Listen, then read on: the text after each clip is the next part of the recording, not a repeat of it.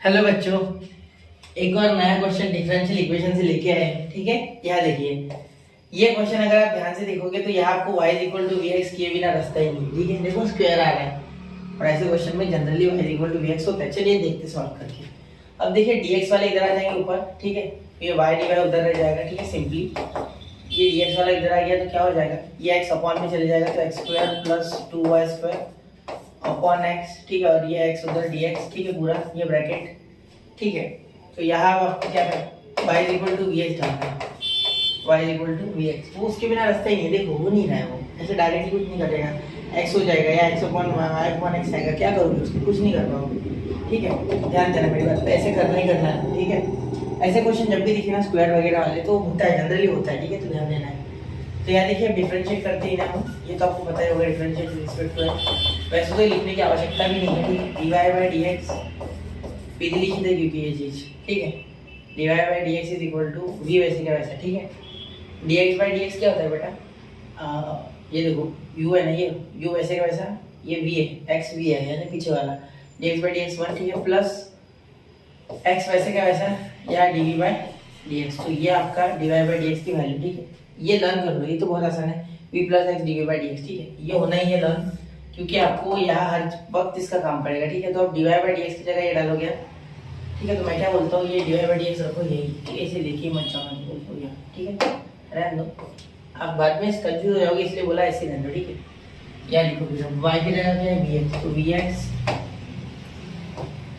वो एक्स का देखते हो, नीचे का एक्स का इधर लाने का काम पड़ा तो लेके आ जाएंगे। ठीक है, तो वी एक्स यहाँ हो गया, वी एक्स वाई की जगह d Y by D x की जगह v plus x d v by D x. ठीक, चलिए क्लियर, इक्वल टू यहाँ देखो क्या है, x square plus 2y square, मतलब यहाँ आएगा x square plus 2v square x square, क्योंकि y is equal to v x. ठीक है, अपॉन एक्स। क्लियर, अब यहाँ तक क्लियर होगी बात, कोई मेरे बात में आपको दिक्कत समझ रहा है ना सब? ठीक है बच्चा, अब देखिए ये x उधर चले जाएगा तो एक्स स्क्वायर भी बन रहा है, v x square in bracket v plus x d v by D x. ठीक है, इज इक्वल टू यहाँ एक्स स्क्वायर कॉमन यहाँ आया 1 प्लस 2v स्क्वायर।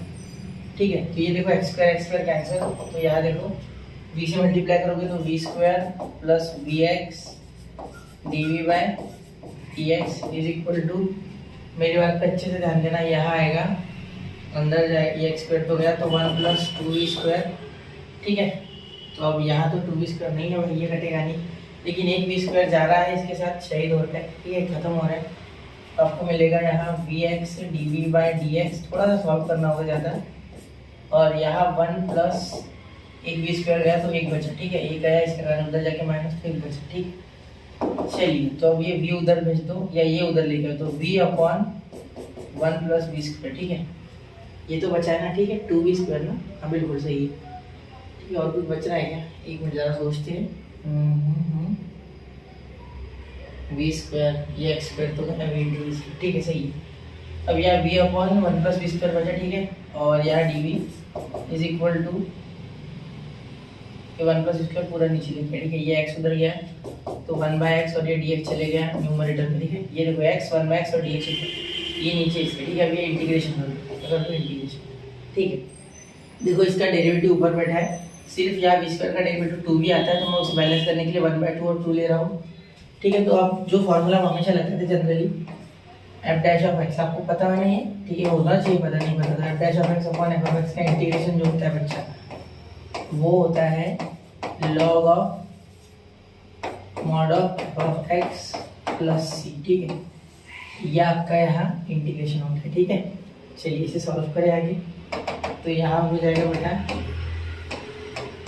1/2, ये देखो इसका क्या हो जाएगा, log of 1 plus we square. ठीक है, 1/2 log of mod of 1 plus we square. ठीक है, ये equal to log X plus C. ठीक है, चलिए क्लियर, प्लस सी लिखोगे नहीं, यहाँ लिखोगे यार बेटा log सी, क्या लिखोगे log सी। मैंने आपको कहा नहीं बात कि log अगर आ जाए तो उसे भी log दे दो। ठीक है, चलिए y 1 जब था, मतलब y ऑफ 1 यानी x 1 है और y 0 है, जब x 1 है, इसका मीनिंग क्या होता है बताइए, ऐसे होता है इसका मीनिंग, तो इसका मीनिंग x 1 है। ठीक है, आप हमेशा याद रखना, अगर ऐसा बोला जाए एक मिनट x ऑफ 2, तो इसका मीनिंग हो रहा है कि y ये है, ठीक है, वैसे y में वो x है, ठीक है। ये आप ध्यान रखो, लॉजिक वाली बात है, ये कुछ ज़्यादा मुश्किल नहीं है, ये समझना होगा आपको ये। अब क्लियर? चलिए अब देखिए यहाँ लॉग हो जाएगा तो 1/2 लॉग 1 + b², ठीक है, ये तो आएगा।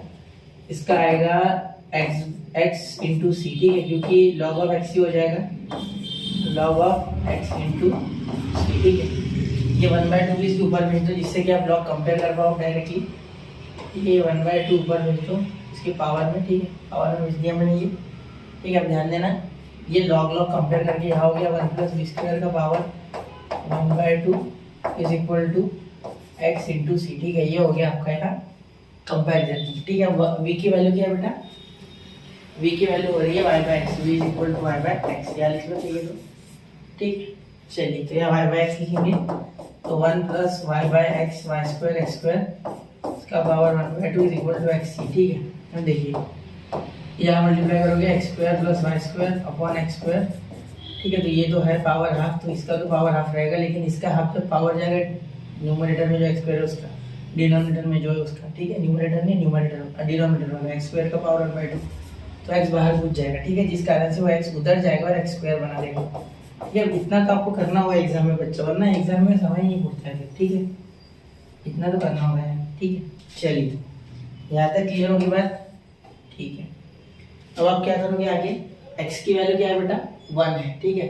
y की वैल्यू क्या है? 0 है, ठीक है।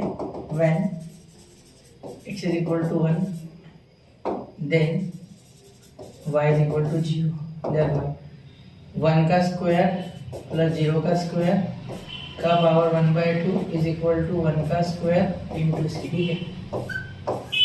therefore c = ध्यान देना मेरी बात पे, c = ठीक है। अब ये 1 का पावर 1/2, 1 + 0 1, 1 का पावर रूट होगा तो 1 आएगा, और यहाँ 1 डिवाइड करो तो c आपका 1 आ गया, c क्या आ गया बेटा? 1 आ गया आपका, ठीक है। बहुत आसान है, ज़्यादा कुछ मुश्किल नहीं है, ठीक है। अब यहाँ हमें सॉल्व करके यहाँ c मिल गया है, ठीक है, तो हमें यही बोला गया ना।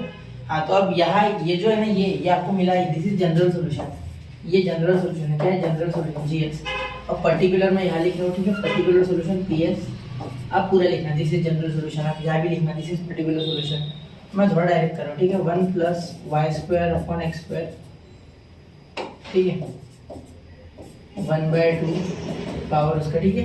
x क्या है बेटा? x आपका है यहाँ x², वो तो एक ना, c क्या है बेटा? 1, तो यहाँ इंटू 1 ऐसे लिख सकते, ठीक है। तो ये आ गया आपका पर्टिकुलर सोल्यूशन। अगर चाहो ना तो इसे पूरा ऐसे सॉल्व करके यहाँ अपॉन में लेके जा सकते हो, वो भी = 1 चलेगा, ठीक है। मैंने ऐसे उठा लिया, आप यहाँ x² नीचे लेके जाना, आप = 1 लिखना, वो भी चलेगा, ठीक है। नोट कीजिए 1 2 एंड 3, हो गया बच्चा। मिलते हैं अगले लेक्चर में। जय हिंद, जय भारत।